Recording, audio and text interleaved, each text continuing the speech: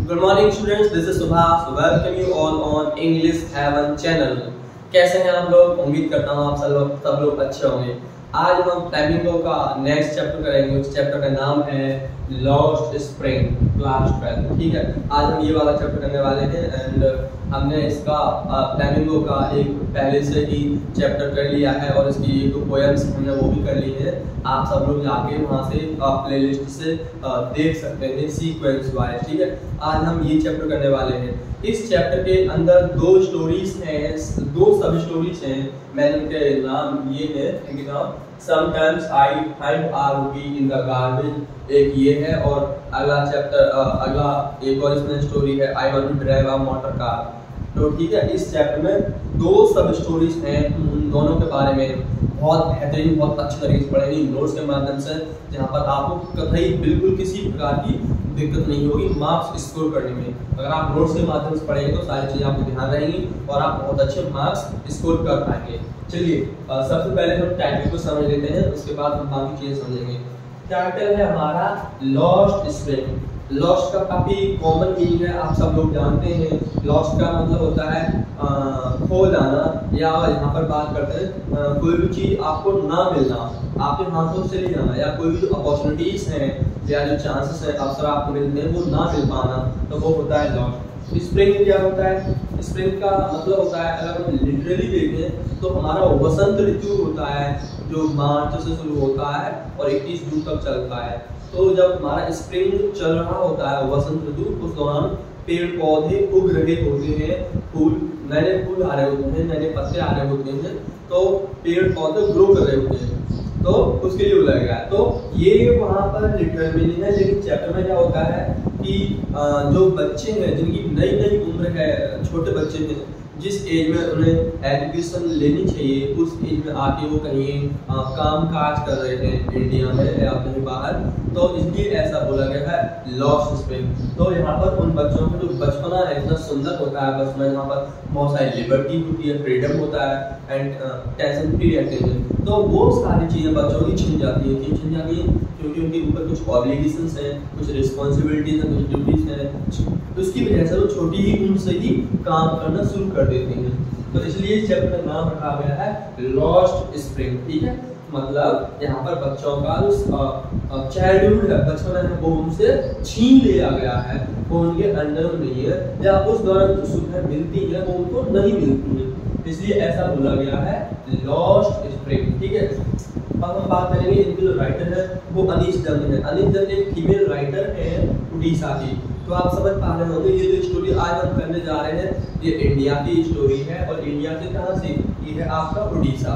ठीक है, तो उड़ीसा एक स्टेट है हमारा और ईस्ट पार्ट में, हाँ, इंडिया के। तो वहाँ की हमारी फीमेल राइटर है अनीश दत्त, उन्होंने ये स्टोरी लिखी है, बहुत अच्छी स्टोरी लिखी है। और इस चैप्टर के माध्यम से वो हमें बताना चाह रही है जो ग्राइंडिंग पॉवर्टी है, मतलब जो परपेचुअल स्टेट ऑफ पॉवर्टी है, जो कॉन्स्टेंटली पॉवर्टी चलती रहती है हमारे इंडिया में, उसके बारे में यहाँ पर बताया गया किस तरह से लगातार बढ़ती रहती है गरीबी, या गरीबी की जो रेखा है लोगों के बीच में वो किस तरह से इंक्रीज करती रहती है, उसके बारे में बताया गया है। तो इस पूरे चैप्टर में इंडिया की गरीबी आपको देखने को मिलेगी, और कुछ नहीं है इस चैप्टर, बस गरीबी और गरीबी ये है।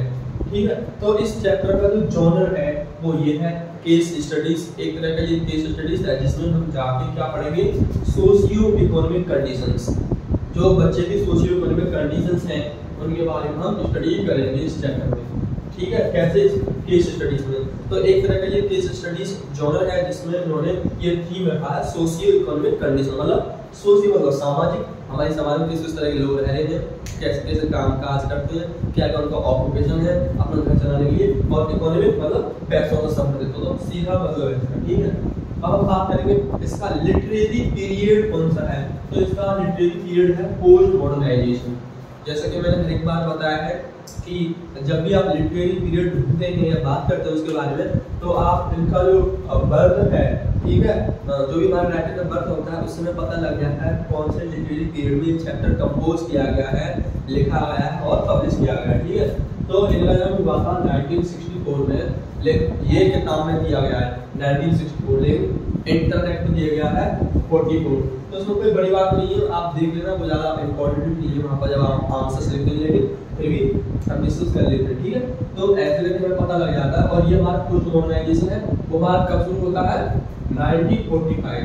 हमारा पोस्ट मॉडर्नाइजेशन 1945 में शुरू हुआ था और अभी भी चल रहा है। तो उम्मीद करता हूँ टाइटल आप समझ गए होंगे यहाँ पर क्या मीनिंग है इसका। अनिल जैन के बारे में बात करेंगे, ओडिशा से है, केबल राइटर है एक, और किस तरह का जॉनर है, लिटरेचर कौन सा है, हमने सारी बातें कर ली। अब हम जाते हैं ज़्यादा देर ना करते हुए सीधा स्टोरी पे जाते हैं, जो हमारी सब स्टोरी है। सबसे पहली सब स्टोरी कौन सी है, वो ये वाली है, sometimes I find a rupee in the garbage. यहाँ पर जो हमारा कैरेक्टर है वो बोलता है कभी कभार मुझे 1 रुपया मिल जाता है गार्बेज में। ये इसका मतलब है। गार्बेज आप जानती हैं कूड़ा करकट होता है, जहाँ पर घर का कूड़ा करकट फेंका जाता है, या फैक्ट्रीज का या और भी चीज़ों की जहाँ से जाता है वो इकट्ठा होकर वहाँ फेंक दिया जाता है, उसके बारे में। तो यहाँ पर हमारे जो राइटर है अनिल जैन, ये फर्स्ट रिलीज जो है वो रोज वॉक करने जाती है, टहलने जाती है। उसी दौरान इनकी अचानक से मुलाकात होती है एक बच्ची से, उसका नाम है साहिबे आलम। तो उनसे इनका इंटरेक्शन होता है और उस बच्चे के साथ एक ग्रुप है बॉयज का, उनसे उनका इंटरेक्शन होता है। अब देखते हैं क्या क्या जवाब आते हैं। तो मैंने यहाँ पे लिखा है, पहले हेडिंग डाला है मैंने नोट्स में, इंटरेक्शन ऑफ ऑथर विद साहिबे आलम comma a group of boys. तो सबसे पहले उनका इंटरेक्शन साहिबे आलम से होता है, उसके बाद अ ग्रुप ऑफ बॉयज जो साहिबे आलम के साथ है उनसे होता है इनका इंटरेक्शन, ठीक है। तो चलिए हम एक एक करके बात करते हैं। पहला हेडिंग है, sub heading on education, I have nothing else to do answered by a child. Yes, तो सबसे पहले बात की है कि यहाँ पर एजुकेशन पर, यहाँ पर जब वो सुबह वॉक करने जाती है तो अचानक से इस बच्चे को देखती है साहिबे आलम को, तो बोलती है कि why do you do this all, मतलब आप ये सब क्यों कर रहे हो सुबह सुबह, आप डंप यार्ड में आप स्क्रॉलिंग कर रहे हैं, you are searching something in the garbage in the dump yard. तो वो बोलता है, उसका जवाब आता है I have nothing else to do, मेरे पास कुछ है नहीं करने को, मैं यही सब कर सकता हूँ। तो इस तरह से थोड़ा मायूस हो जाता है और जवाब देता है, ठीक है। तो उसके बाद वो सुन के ही बोलती है गो टू स्कूल, आप स्कूल जाओ। तो बोलता है कि कोई स्कूल है ही नहीं हमारे आस पास में, मैं स्कूल कैसे जा सकता हूँ। तब बोलती है वो कि अच्छा अगर मैं एक स्कूल बना दूँ, शुरू कर दूँ, तो आप स्कूल आओगे। तो बोलता है हाँ मैं बिल्कुल आऊँगा स्कूल। अच्छा, उसके कुछ दिन बाद वो लड़का दौड़ के आता है अनिल जैन के पास, पूछता है कि मैम क्या वो स्कूल बन गया जो आप बात कर रहे थे।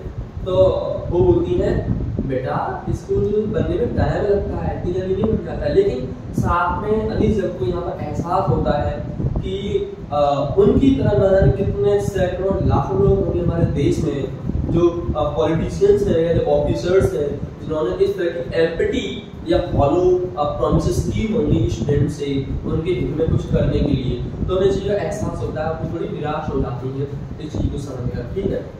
उम्मीद करता हूँ ये पहला वाला पॉइंट समझ में आ गया होगा आपको। अब हम बात करते हैं ऑन मीनिंग। तो यहाँ पर हमारा दूसरा पॉइंट है ऑन मीनिंग ऑफ नेम। तो बच्चे का नाम है साहिबे आलम। यहाँ पर वो अचानक से पूछती है अच्छा बेटा आपका नाम क्या है। तो वो अपना नाम बता रहा है, मेरा नाम साहिबे आलम है। फिर वो पूछती है कि आपको अपने नाम का मतलब मालूम है, आपको मीनिंग मालूम है उसका। तो वो मना कर देता है, लेकिन वो बताती है आपके नाम का मतलब है लॉर्ड ऑफ यूनिवर्स। आपके नाम का क्या मतलब है, लॉर्ड ऑफ यूनिवर्स। आपको यहाँ पर एक एनालिसिस ये देती है, काश इस बच्चे को ये मालूम होता तो सर विश्वास ही नहीं होता अपने नाम को सुनकर, इतना बड़ा मीनिंग है उसके नाम का। क्योंकि लॉर्ड ऑफ यूनिवर्स का मतलब होता है एक मतलब गॉड जो इस दुनिया को चला रहे हैं, ठीक है। तो उनको बोला जाता है जो ब्रह्मांड को पूरे पृथ्वी को चला रहे हैं, उनको बोला जाएगा लॉर्ड ऑफ यूनिवर्स। तो उनके नाम का बहुत भारी, बहुत अच्छा और ग्रेट मीनिंग है, इस बच्चे को नहीं मालूम है। आगे बढ़ते हैं हम। अब इनसे इंटरेक्शन हो गया, उसके बाद साथ में जो बॉयज हैं साहिबे आलम के साथ उनसे इंटरेक्शन होने वाला है। Introduction with a group of boys. अब यहाँ पर उन बच्चों से वार्तालाप होता है। तो ये वाला जो सेंटेंस है अभी आपको समझाऊंगा, लेकिन उनसे जो ग्रुप ऑफ बॉयज है उनसे बोलती है अनिजन हाँ आप लोग कुछ पहले क्यों नहीं है अपने पैरों में, कोई फुटवे नहीं पहने थे। तो वहाँ पर 3 बच्चों अलग अलग जवाब आए हैं, तो आप सुन लें। तो पहला बच्चा बोल रहा है कि मेरी मम्मी ने उतार के नहीं दिए थे इसलिए मैं नहीं पहन के आया। वो क्योंकि पैरों में कुछ नहीं पहने हुए था, तो उसने बोला कि मेरी मम्मी ने उतार के नहीं दिए सैलून से इसलिए मैं पहन नहीं आया। इसी दौरान दूसरा बच्चा इसी में ऐड करता है, बोलता है कि अगर वो देवी देती उतार के तो ये फेंक देता। और वो जो दूसरा बच्चा था वो भी अनमैच्ड शूज पहने हुए था, मतलब एक पैर में दूसरे कलर का शू पहने हुए था और दूसरे पैर में अलग कलर का शू पहने हुए था। तो इसलिए बोला जा रहा है दूसरे बच्चे के लिए कि जो शूज वो पहने हुए हैं वो अनमैच्ड है, मतलब मैच नहीं खा रहे थे। मान लो जैसे हम ब्लैक शूज पहनते हैं तो दोनों ब्लैक होते हैं, जो भी हम शूज पहनते हैं मैच खा रहे होते हैं, अच्छे शूज होते हैं, लेकिन उसके पैर में शूज है वो मैच नहीं खा रहे। कोई एक शू किसी का है और दूसरा शू अदर किसी चीज का है, ठीक है, तो ऐसा वो बोलता है। तीसरा बच्चा है वो भी पैरों में कुछ नहीं पहने हुए है, तो वो ये बोलता है मेरे पास कुछ है ही नहीं, मैंने अपने जीवन में अभी तक शूज नहीं पहने, उस तरह से जवाब देता है। अब वहाँ पर एक्सप्लेनेशन जो आया है निकल के, कॉमन एक्सप्लेनेशन है वो ये है कि बोला जाता है यहाँ पर it is not lack of money, मतलब ये जो हम फुटवियर्स नहीं पहन रहे हैं इसकी वजह ये नहीं है कि हमारे पास पैसे नहीं है, नहीं ऐसी कोई बात नहीं है, it is not lack of money, ऐसा कोई कारण नहीं है। Tradition to stay barefoot is one explanation.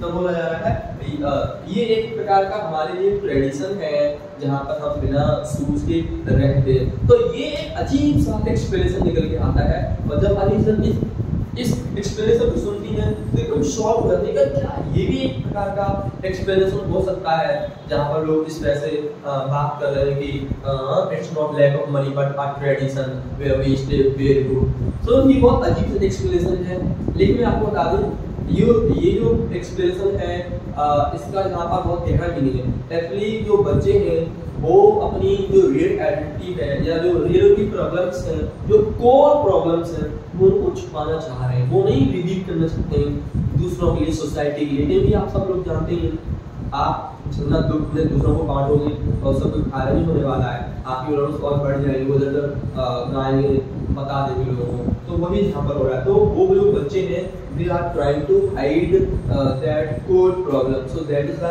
they are lying right now and that is why they are speaking this sentence. Okay, आगे बढ़ते हैं हम लोग।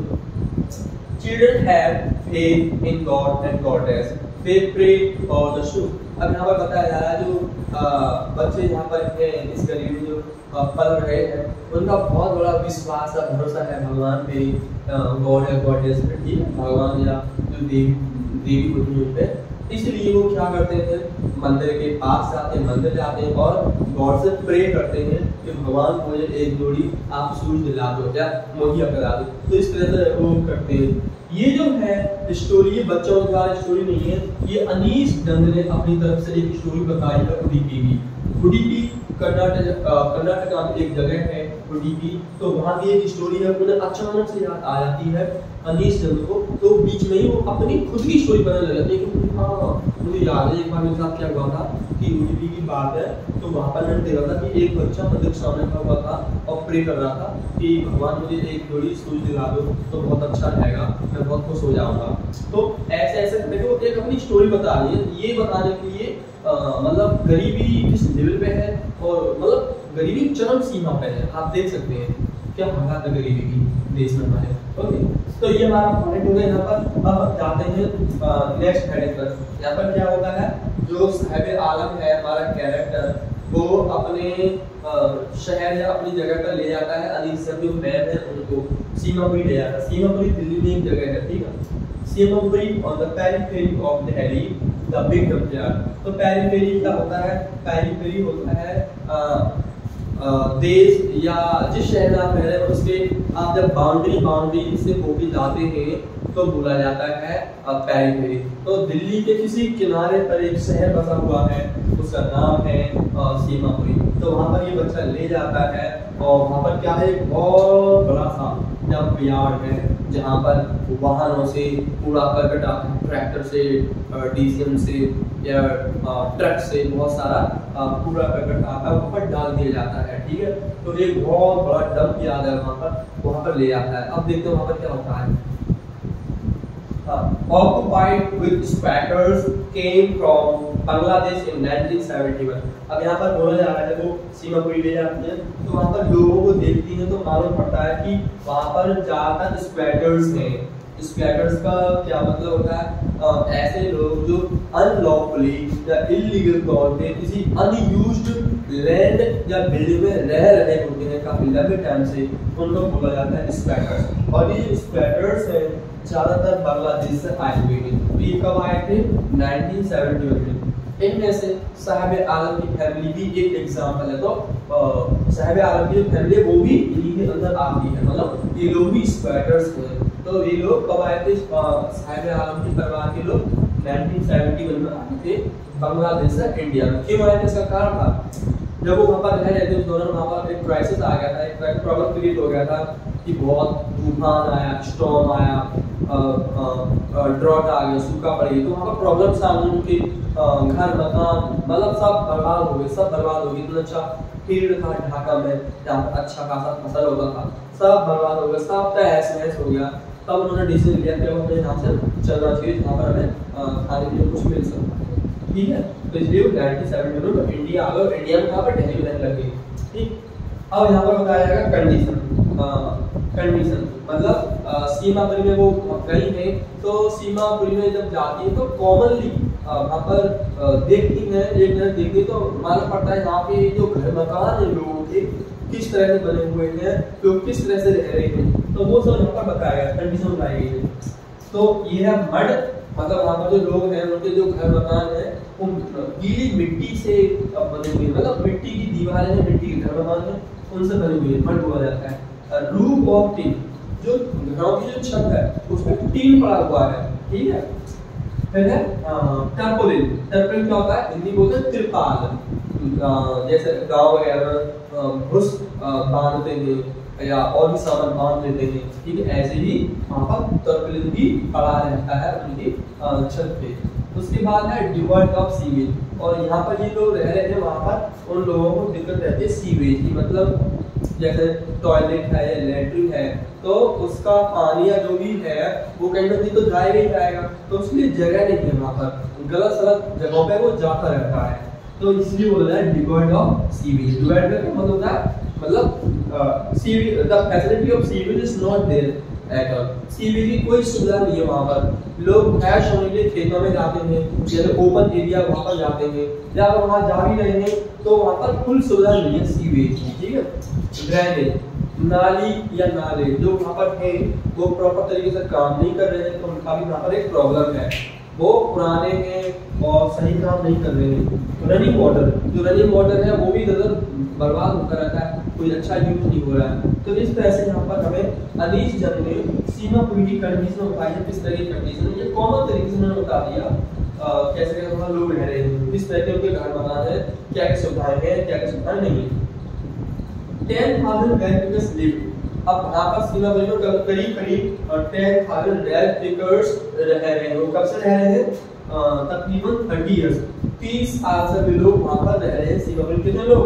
10,000 लोग। विदाउट एन आइडेंटिटी, उनकी कोई पहचान नहीं है, कोई आधार कार्ड नहीं है, कोई पैन कार्ड नहीं है, कोई भी चीज नहीं है, उनका सिर्फ और सिर्फ उनके पास एक राशन कार्ड है।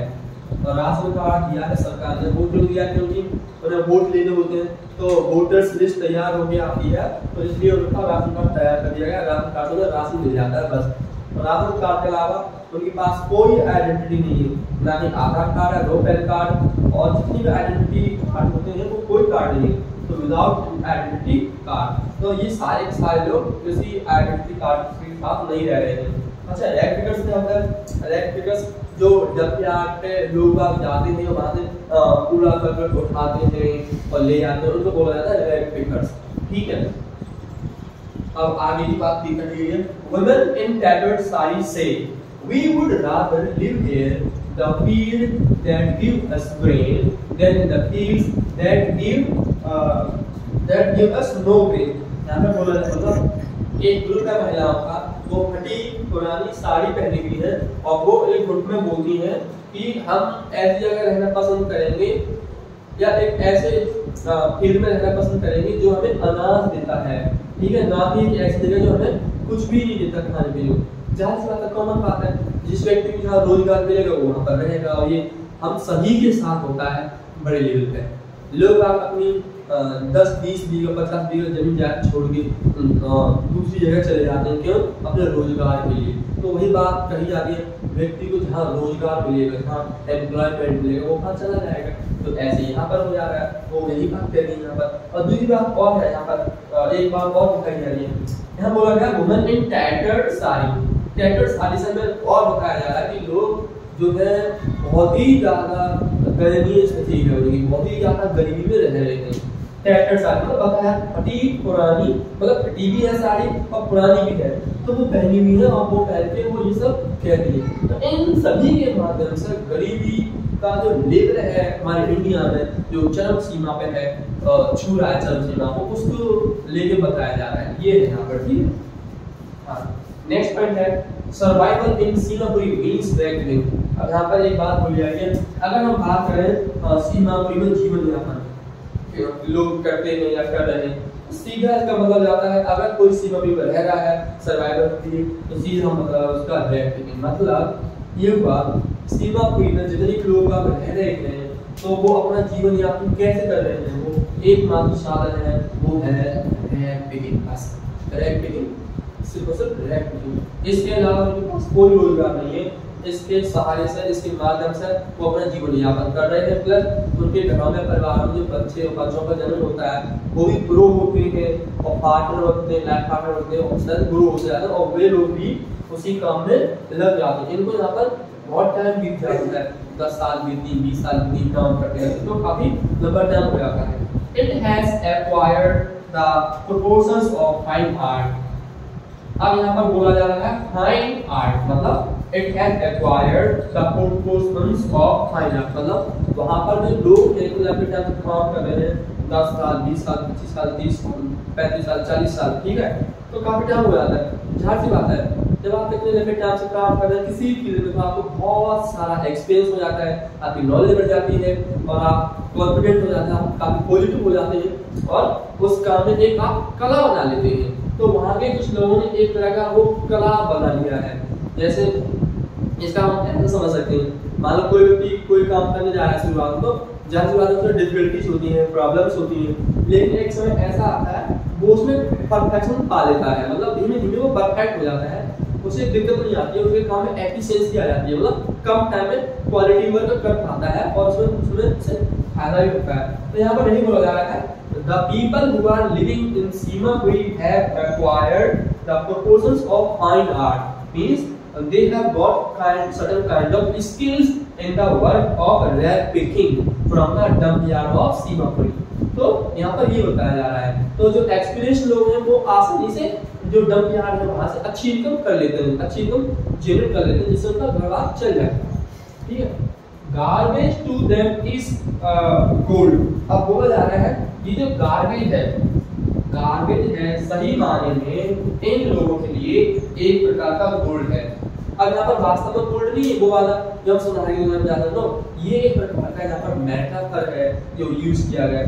एक्चुअली यहाँ पर ऐसा भी बोला गया है हम गोल्ड को किस तरह से एक्वायर करते हैं, मतलब कोई व्यक्ति अगर गोल्ड खरीदता है तो कैसे खरीदता है, उसको बहुत सारी मेहनत करनी पड़ती है, बहुत सारे पैसे इकट्ठे करने पड़ते हैं, तब जाके गोल्ड खरीद पाता है। तो सेम प्रकार यहाँ पर भी ये जो लोग बहुत सारी मेहनत करते हैं तब जाकर पैसे कमाते हैं और उसके बाद अपना घर चला रहे हैं, तो इसलिए बोला जा रहा है garbage to them is gold. और एक दूसरा कारण क्या है कि यहाँ से इनका रोजगार बहुत अच्छा निकल रहा है, मतलब ये नहीं है कि छुट्टी पड़ गई और या एक महीने छुट्टी पड़ गया रोजगार नहीं है, ऐसा हो गया ये होगा वो होगा, ऐसा कुछ भी नहीं है। उनके लिए रोज लगातार रेगुलर बेसिस पर रोजगार है वहाँ पर, रोज के रोज। तो इसलिए ये बोलते हैं garbage to them is gold, तो उनके लिए गार्बेज एक प्रकार का गोल्ड की तरह काम कर रहा है, ठीक है। हाँ, अब हमारी नेक्स्ट हेडिंग है स्पोर्ट्स। तो बच्चा वहाँ पर ले गया हमने, अब बच्चे के बारे में बताया जाएगा। बच्चा स्पोर्ट्स भी चाहता है। Sahib watching two young men in white uniform playing tennis. He also likes the game. अब यहाँ पर क्या होता है, एक टाइम पे जो साहिब आलम है जहाँ पर फैंस लगा हुआ है या यहाँ पर एक स्पोर्ट्स क्लब है, ये वहाँ जाता है और देखता है कि 2 यंग मैन वहाँ पर स्पोर्ट्स खेल रहे हैं। वो भी कौन सा स्पोर्ट्स खेल रहे हैं, वो टेनिस का गेम खेल रहे हैं। और जब वो खेल रहे हैं उस दौरान वो व्हाइट यूनिफॉर्म पहने हुए, तो ये वहाँ पर खड़ा हो जाता है तो दिक्कत इसके अंदर ये अंदर बहुत खुशी होती है और इसे ये गेम बहुत ज़्यादा पसंद आता है, इसलिए यहाँ पे लिखा गया he also likes the game। लेकिन जिस दौरान ये गेम देख रहा था उस दौरान आप इसका स्टेटस देखिए, उस समय ये बच्चा he is wearing this colored shirt and shorts.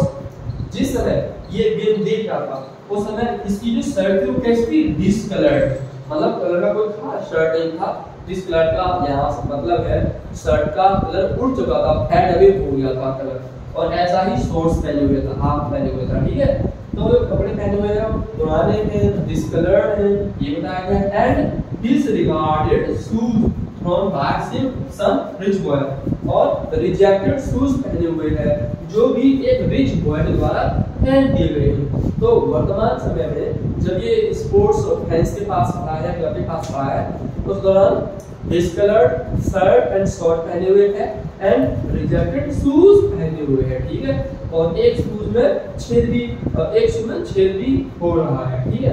तो ये सब देख रहा है और इस समय पता लग रहा है, मतलब क्या ये पॉइंट उठाया गया कि बच्चे यहाँ पर एजुकेशन से तो वंचित है ही है, साथ में वो स्पोर्ट्स से भी वंचित है।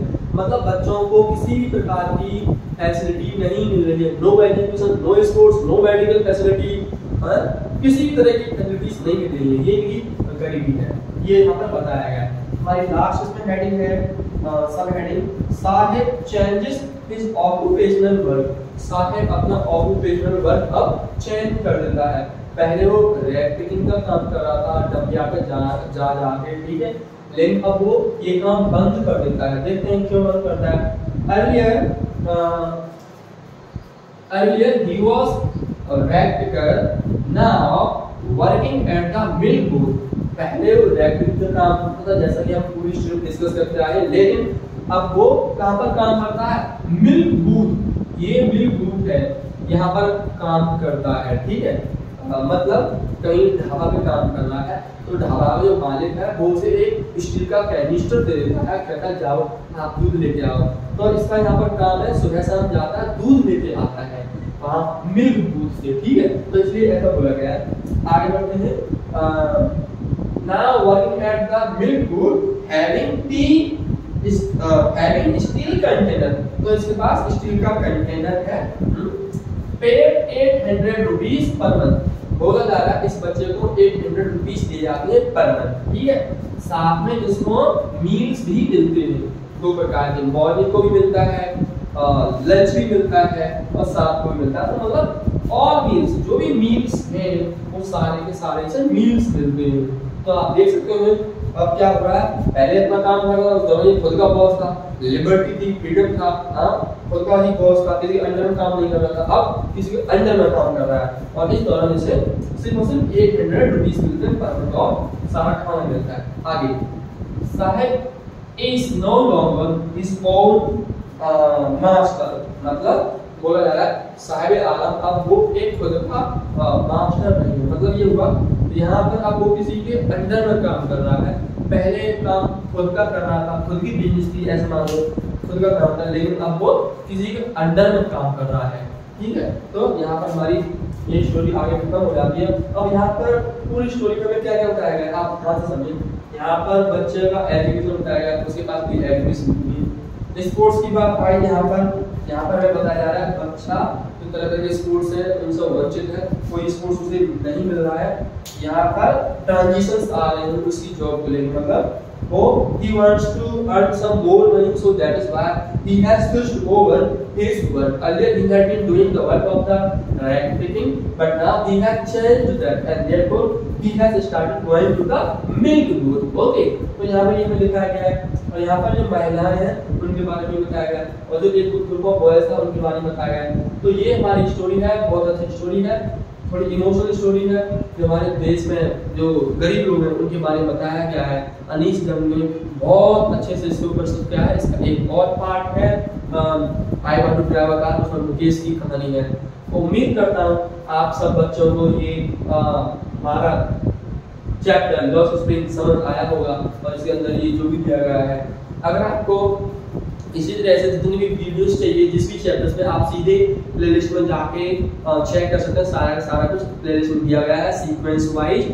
तो हर एक चैप्टर के पार्ट्स मैंने बनाया है और सारी चीज़ें आपको प्लेलिस्ट में मिल जाएंगी सीक्वेंस वाइज। सो आप वहाँ पर जाएं, सारी चीज़ें आपको मिल जाएंगी। And give a big thumbs up if you like the content and share the video for friends and subscribe the channel for the upcoming notifications and stay healthy and fit and tight and happy till the next video.